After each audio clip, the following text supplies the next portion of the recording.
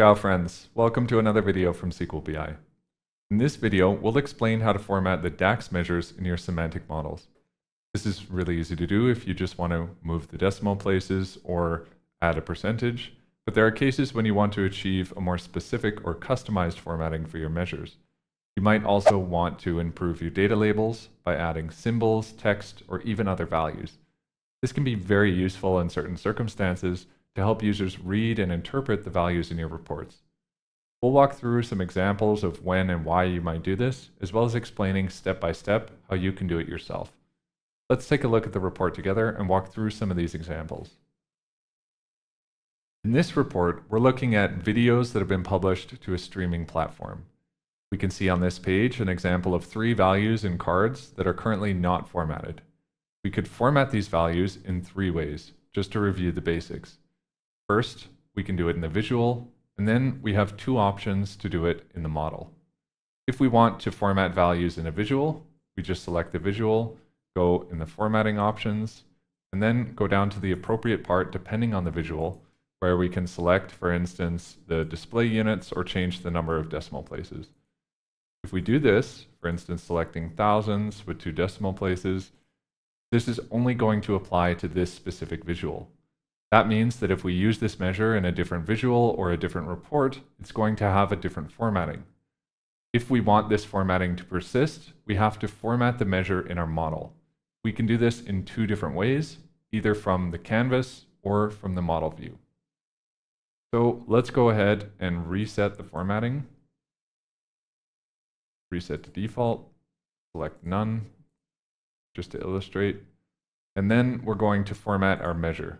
We select the measure, and then we can format it in the canvas view, for example, up in the ribbon, by selecting one of these options from these buttons, changing the decimal place, or selecting something from the dropdown.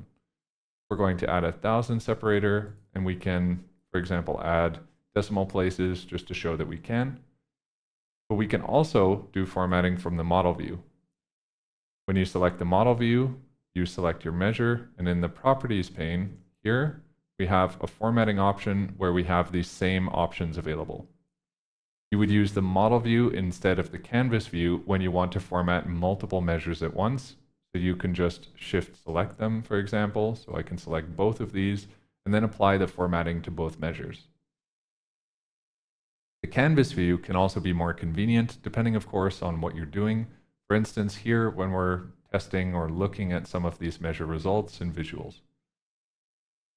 So we'll change the number of decimal places back to 0.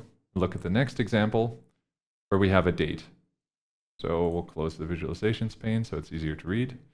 So in this card, we want to get rid of this time information. We only want to format this value so that we have the date. So to do this, we can very easily select the measure, and then from the drop-down, select one of the various date formats.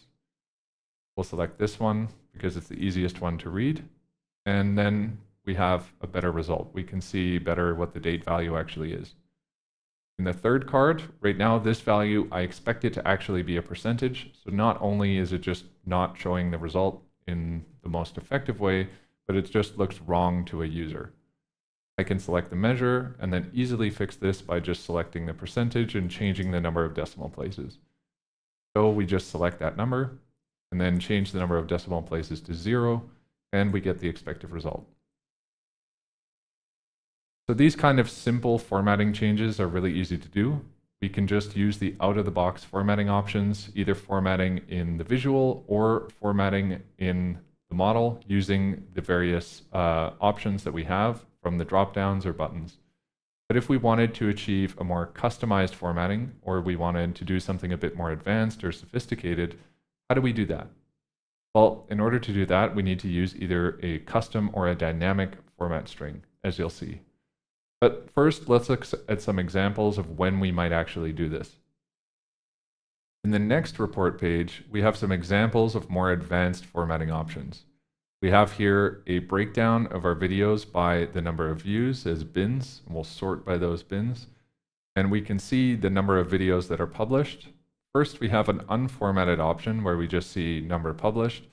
But this might not be so clear because a user might look at this and think, that this is the number of videos, the number of series. We would need to include the units in the actual column of the table in this instance. But what we could also do is just simply add the text as a suffix, so showing the units in the actual measure result itself, in the formatting. So this is a very simple example of using text in the formatting. But what we might also want to do is to use values. For example, we show the average video length.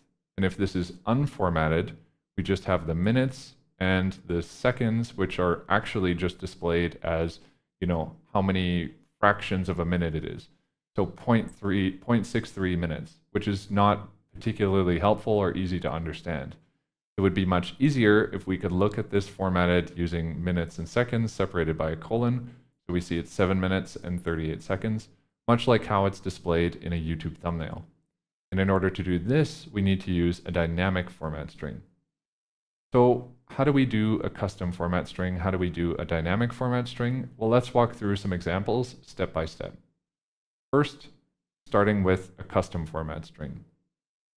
In this report page, we see that we have a card that shows a percentage at negative 23.84%.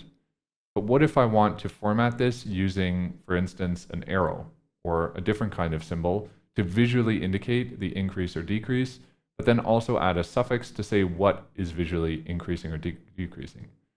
I can easily do this using a custom format string. I can select the measure, and then I can provide some custom instructions on how I want that formatting to appear. I can do that in the canvas view, where I can just paste this format string that I've put in here. So this corresponds to positive numbers, whereas the second part corresponds to negative numbers. And we can see that I have a Unicode character here, this triangle, indicating that it goes up, and the upside down triangle indicating that it goes down, and also a suffix indicating that we will add views at the end. So if I press enter, I now have this new custom format string that's currently being applied.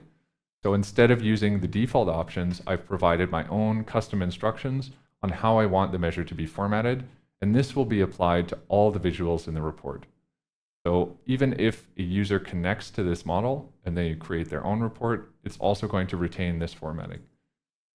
This can be useful because it can visually indicate, as I said, that the views are going up or down, so it can be more effective. And it also more clearly says what is going up or down. So particularly for cards or KPI visuals, this can be very helpful. But you need to keep in mind that in tables and other kinds of visuals, it can sometimes get a little bit busy. So we could do this with a custom format string, but we could also do it with a dynamic format string. How would we do this with a dynamic format string is we just go and select from the drop-down menu, dynamic, and this will allow us to be able to provide a DAX expression where we can specify what we want the format string to be.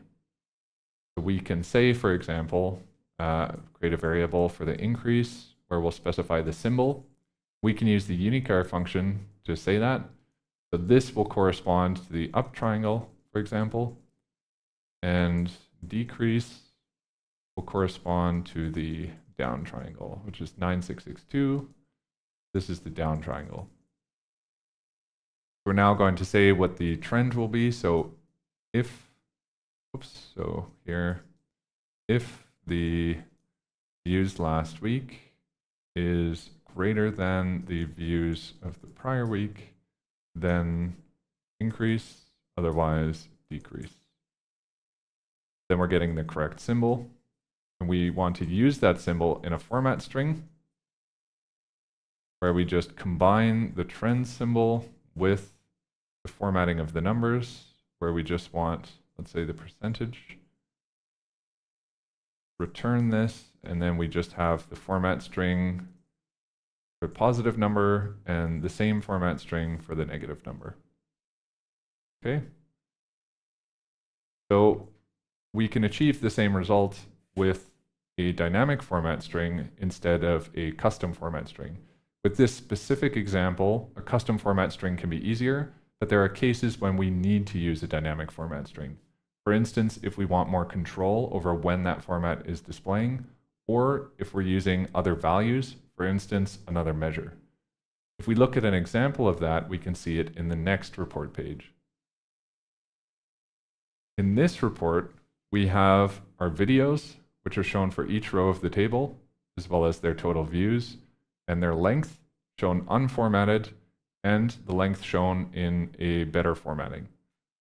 What we want to do is we want to use a dynamic format string to conditionally return the views, but to round that to the nearest thousands if it's in the thousands, to the millions if it's in the millions, and so on. So we want to dynamically control the units as well as the number of decimal places. This is a perfect use case for a dynamic measure format string. To do this, we select our measure, so the total views. We select again dynamic, and then we have to specify that format string expression. So we're going to open this so it's actually readable and create the current value of the selected measure. The selected measure in this case refers to the measure that we're actually formatting.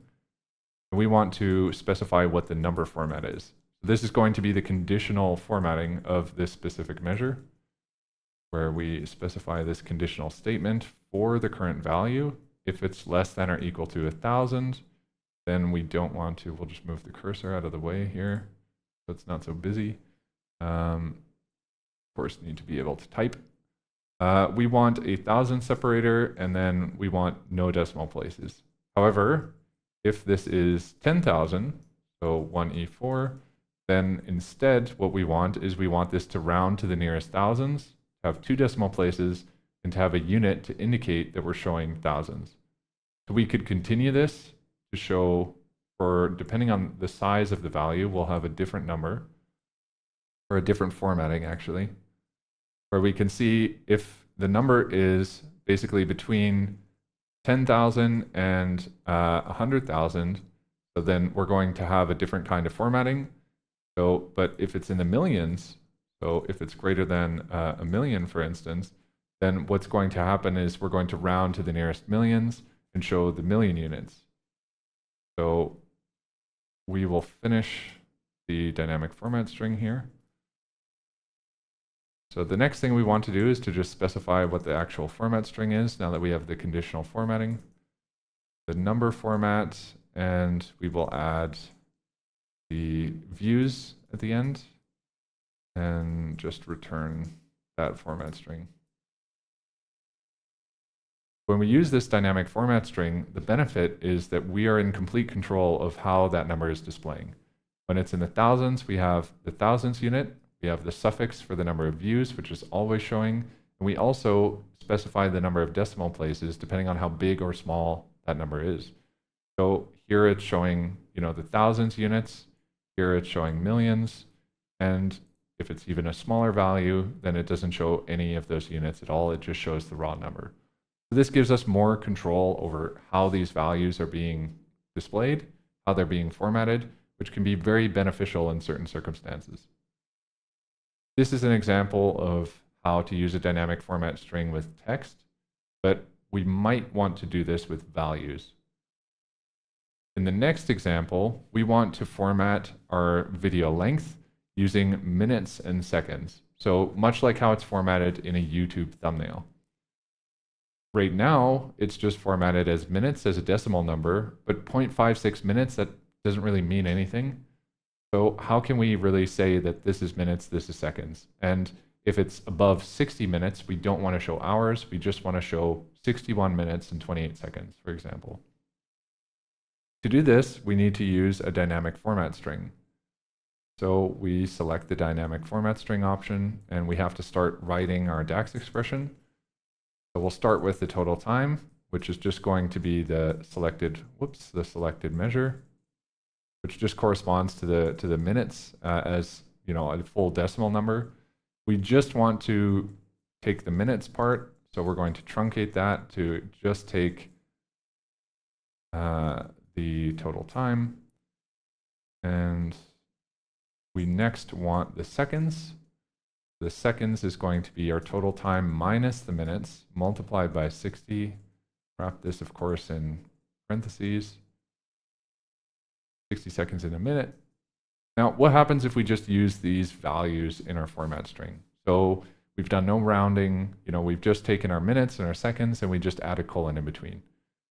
Well, let's try. But what you'll see is if we create our format string with just the minutes and our seconds, that we're going to have a complete mess.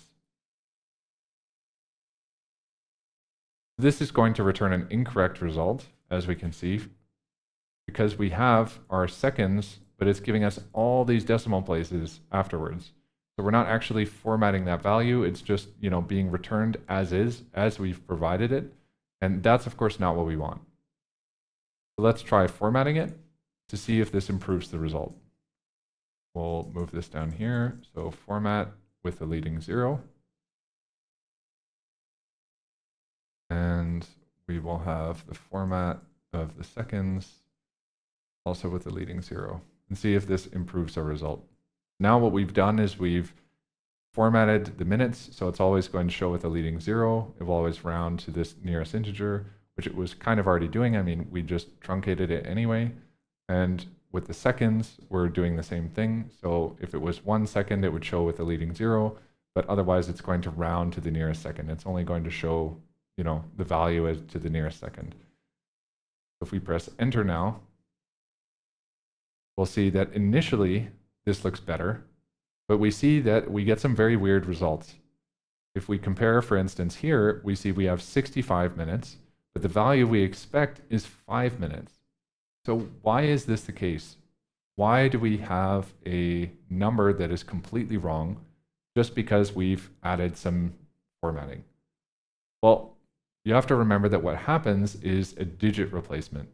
0 and some other characters correspond to the actual values of the measure that we're going to be formatting. So what we see here is the actual value that we get is 0.5, but the 0 is being replaced with 6.5 whatever, and that's going to round, or 5.6 whatever, that's going to round to the nearest value. So we're going to have the digit replacement of the 0. We see the same thing happening down here. So where the 0 is replaced with a 1, and down here where the 0 is replaced with the 6. So it's giving us complete nonsense because we're not providing the literal value. We're giving it the value and we're allowing that digit replacement to happen. If we want to handle that, we have to make sure that we're providing the literal string. To do that, we just have to include these 4 quotation marks beforehand, both in front as well as behind the format string that we're providing. These 4 quotation marks just correspond to a single quote that's going to be in the actual result, and that's going to give our format string that's actually quoted to make sure that we're giving it the literal string value and that digit replacement won't occur. So we'll press enter, and we can see that this gives us the expected result. So we're no longer having this 0 be replaced with 6. We're no longer having this 0 be replaced with 1, for example. It's matching exactly with what we expect. So to summarize, you can format your DAX measures in different ways. You can use the default out-of-the-box formatting options, which is really easy if you just move a decimal place or add a percentage. But if you want to achieve something more customized, like using symbols, text, and values, you need to use either a custom format string or a dynamic format string. A custom format string is really helpful in cases, for instance, where you just want to control how positive and negative numbers are displaying, or you just want to add a suffix. And a dynamic format string is more useful when you want to conditionally control how the formatting is returning. This can be particularly useful in cases when you want to use other measures or other values. And in those cases, you really need to use a dynamic format string, but it's important when you use both custom and dynamic format strings to account for digit replacement. That means that if it's possible that you're going to have values like a 0 or a hash, that you wrap those in quotations so that it's providing the literal string and you don't get strange or unexpected results. Using these kind of custom formatting options can be very helpful in certain circumstances. It can help you achieve these customized formatting that you might need. It can also help you improve your data labels so that the values are easier for users to read and interpret in your reports. Enjoy DAX. Okay, let's give this a try. Ciao, friends. Ciao, friends. Ciao, friends. Ciao, friends. Ciao, friends. Ciao, friends. Ciao. Ciao. Ciao. Ciao. Ciao. Ciao. Ciao. Ciao. Ciao. Ciao. Ciao. Ciao. Ciao. Ciao. Okay. Ciao, friends. Ciao, friends. Ciao, friends. Nope, definitely not. Ciao, friends. Ciao. Ciao. Buongiorno. Hoya bratnas.